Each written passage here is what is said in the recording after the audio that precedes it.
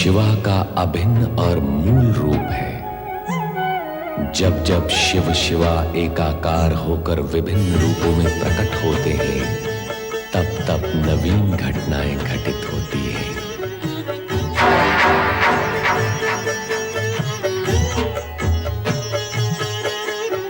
हे विश्व के नाथ, सभी दिव्य विभूतियां दिव्य स्थानों पर विराजित हैं, पर हमारा स्थान कहाँ होगा? जहां विश्वनाथ सर्वप्रथम अवतरित होकर जगत के कल्याण की कामना करेंगे, वही स्थान हमारा होगा शिवा। भूखंड में वह कौन सा स्थान होगा विश्वनाथ, जहां आप अवतरित होंगे? काशी ही वो परम पावन स्थान होगा, जहां ज्योतिर्लिंग की स्थापना होगी और जहां समस्त प्राणियों के संपूर्ण पापों का नाश होगा। तो लीला आरंभ करें विश्वनाथ।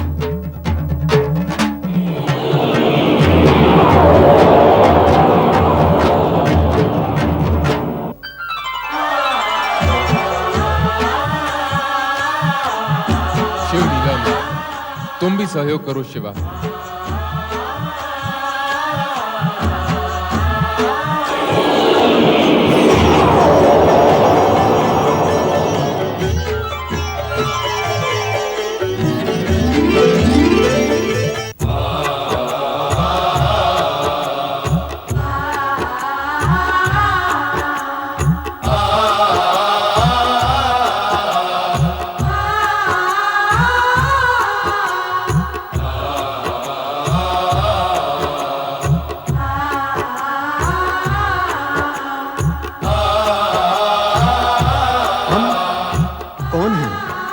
हमें किसने उत्पन्न किया है? कहां से आए हैं हम? कहां जाएंगे हम? हमारा जन्मदाता कौन है? हमें तो ये भी ज्ञान नहीं।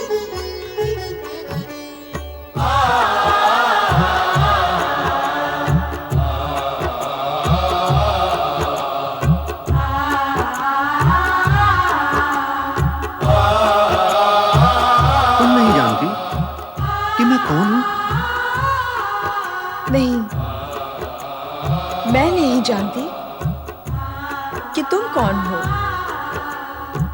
किंतु यदि तुम जानते हो तो बता दो कि मैं कौन हूं।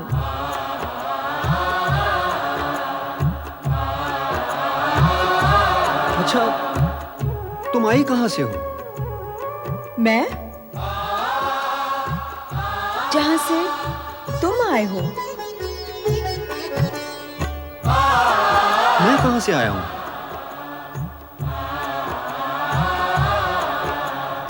जहां से मैं आई हूं।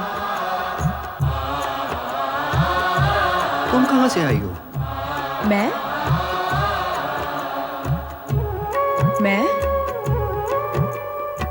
कहां से आई हूं? मैं कहां से आई हूं?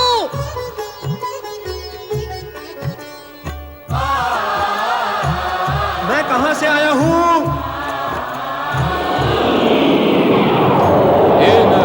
ए नारी, तुम शिव और शिवा से उत्पन्न नर और नारी, व्यग्रता का त्याग कर अपने पिता शिव की आराधना और तपस्या करो। तुम्हें सभी प्रश्नों के उत्तर मिल जाएंगे। आराधना क्या होती है? तपस्या किसको कहते हैं? शिव की कृपा और इच्छा से उनके त्रिशूल पर पृथ्वी का एक खंड प्रकट होगा, जिसे काशी नाम से जाना जाएगा। काशी में पहुंचते ही तुम्हें आराधना और तपस्या की स्वयं स्फूर्ति एवं प्रेरणा होगी। अपने सभी प्रश्नों का समाधान तुम्हें प्राप्त हो जाएगा।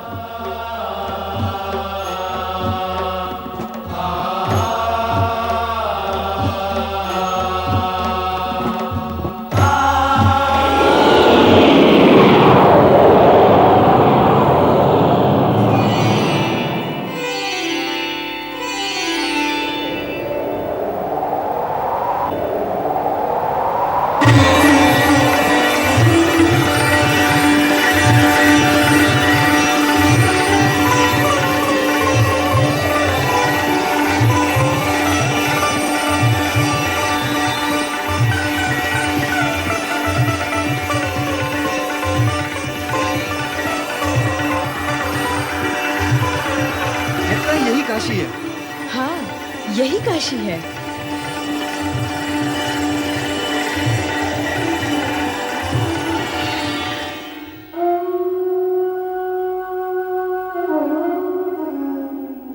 कितनी अद्भुत है ये काशी नगरी।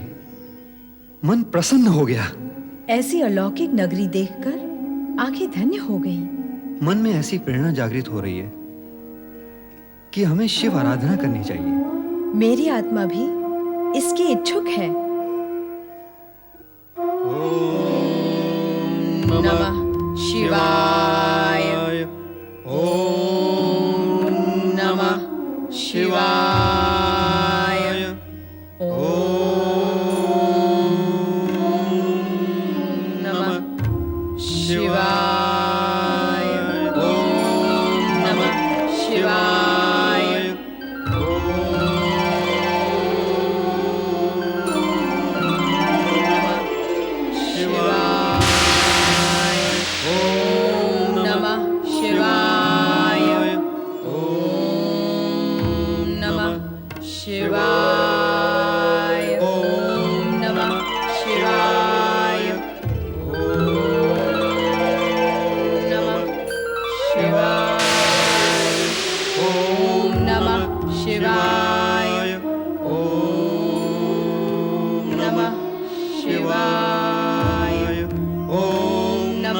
शिवाय। ओम नमः शिवाय। ओम नमः शिवाय। ओम नमः शिवाय। ओम नमः शिवाय। ओम नमः शिवाय। ओम नमः शिवाय। ओम नमः शिवाय। हमारा प्रतिरूप निखर आया है शिवा। शिवा। हाँ, हाँ, मन भी मुखर हो उठे हैं। दोनों तपस्या में लीन हैं। ओम नमः शिवाय। तपस्या पूर्ण हो गई। गई। तपस्या का प्रतिफल इन्हें प्राप्त होना चाहिए। चाहिए। अवश्य। अवश्य। तो चले तो चले पृथ्वी पृथ्वी पर। पर। चलो। ओम नमः शिवाय।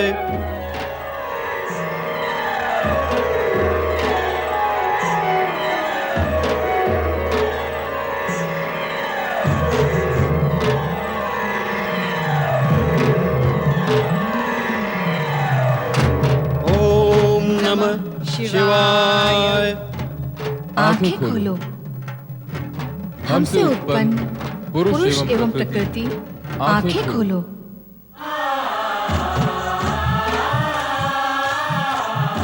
हमारी ओर देखो।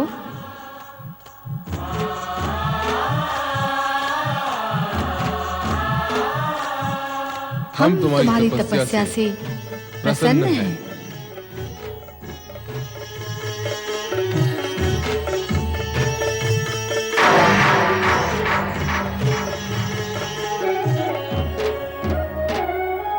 तुम अपने जिन माता पिता के दर्शन के लिए व्याकुल थे, वे हम ही हैं।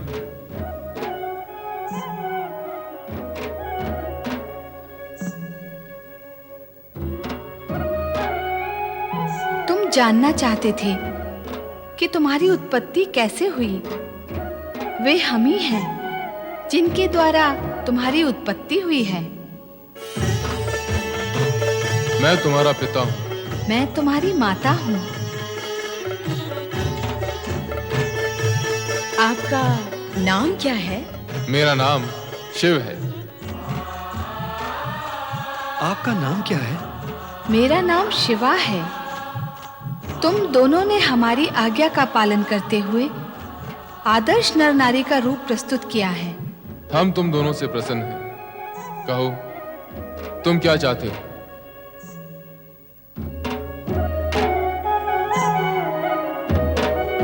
अपनी मनोकामना कहो, हम उसे पूर्ण करेंगे। हम क्या बताएं कि हम क्या चाहते हैं? हमारी मनोकामना क्या है, हमें ज्ञात नहीं। हम आप ही से उत्पन्न हुए हैं।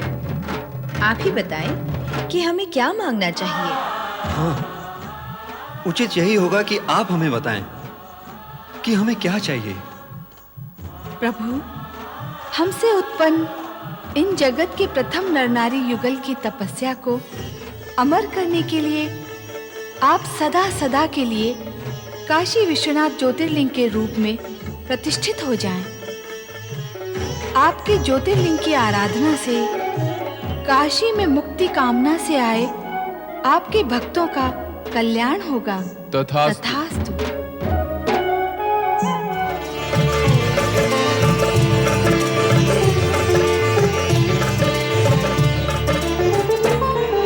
शिव के भक्त जनों ने पुकारा जब संकट पड़ने पर, शिव के भक्त जनों ने पुकारा जब संकट पड़ने पर, तब तब ज्योतिर्लिंग में पधारे अजय अमर शिव शंकर। अजय अमर शिव शंकर, अजय अमर शिव शंकर, अजय अमर शिव शंकर, अजय अमर शिव शंकर, अजय अमर शिव शंकर, अजय अमर शिव शंकर, अजय अमर शिव शंकर, अजय अमर शिव शंकर।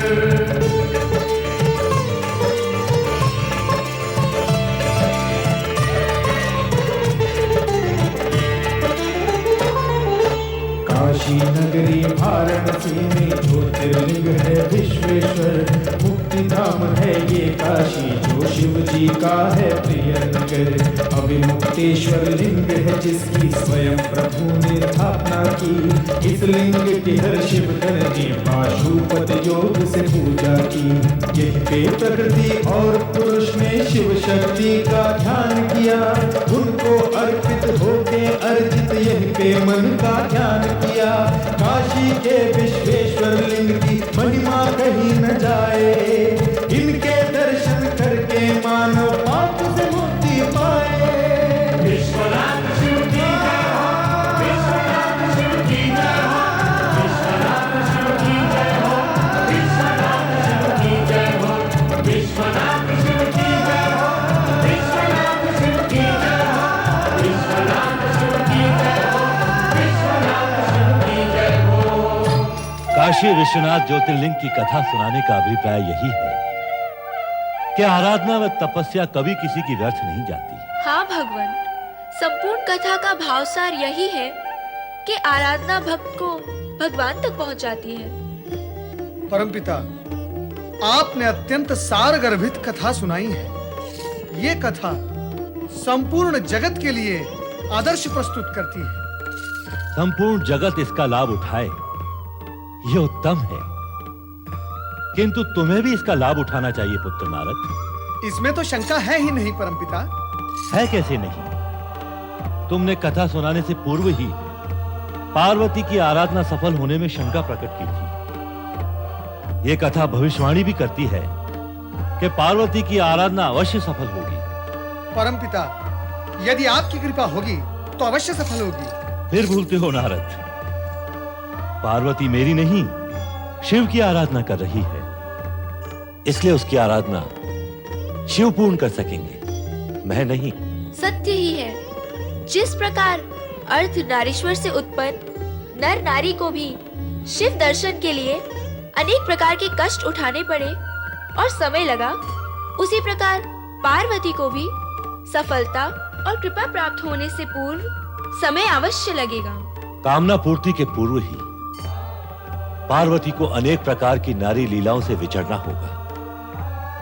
कामना पूर्ति के पूर्व ही पार्वती को अनेक प्रकार की नारी लीलाएं करनी होंगी। और पार्वती ही क्यों, उसके माता पिता और उसके भाई को भी उसका सहयोग करना होगा। पार्वती को अपने माता पिता और परिवार का ही विरोध सहन करना पड़ेगा, उसके पश्चात ही उसकी कामना की पूर्ति हो सकेगी। तात्पर्य ये कि आप सभी को शिव पार्वती के मिलन के विषय में किसी प्रकार की कोई शंका नहीं होनी चाहिए, क्योंकि शंका निराशा को जन्म देती है और निराशा पीड़ा, और पुरुषार्थ पीड़ा सहित होकर नहीं, पीड़ा रहित होकर किया जा सकता है। नारायण नारायण, आहा, अति सुंदर, अति उत्तम।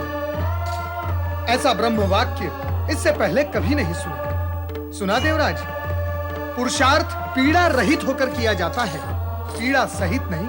हाँ देवऋषि, सुना। मात्र सुनने से कार्य नहीं होगा देवराज, इसे गुणना भी होगा। और अभी वो समय नहीं आया कि गुणने की सामर्थ्य समाप्त हो जाए। तो क्या ऐसा समय आएगा परमपिता? हाँ नारद, कलयुग में ऐसा ही होगा। ब्रह्म वाक्य सुनने वाले तो बहुत मिलेंगे, लेकिन गुणने वाले नहीं। सुनने सुनाने वाले बहुत अधिक होंगे, लेकिन गुणने गुनाने वाले बहुत कम। अर्थात क्या नारद, कलयुग में जन जन बड़े बड़े और ऊंचे ऊंचे वाक्य बोलेगा और सुनेगा, किंतु कार्य छोटे छोटे और नीचे नीचे करेगा। इसलिए कहता हूं देवराज कि इसे गुण लो और सोच समझकर इसका लाभ लो। इसी में तुम्हारा और समस्त देवताओं का कल्याण है। नारायण नारायण, लाभ उठाइए देवराज, लाभ उठाइए। परमपिता ब्रह्मदेव का मार्गदर्शन आपको सफलता के मार्ग पर ले जाएगा। देवऋषि, इस समय मैं क्या पुरुषार्थ करूं? धैर्य पूर्वक प्रतीक्षा करना भी एक पुरुषार्थ है देवराज। प्रतीक्षा? प्रतीक्षा ही तो मैं कर रहा हूं। विवशता से नहीं देवराज, विवशता से नहीं, धैर्य से। विवशता से की गई प्रतीक्षा में खीज, पीड़ा और निराशा होती है, किंतु धैर्य से की गई प्रतीक्षा में आनंद और भविष्य की सुखद कल्पनाएं होती हैं।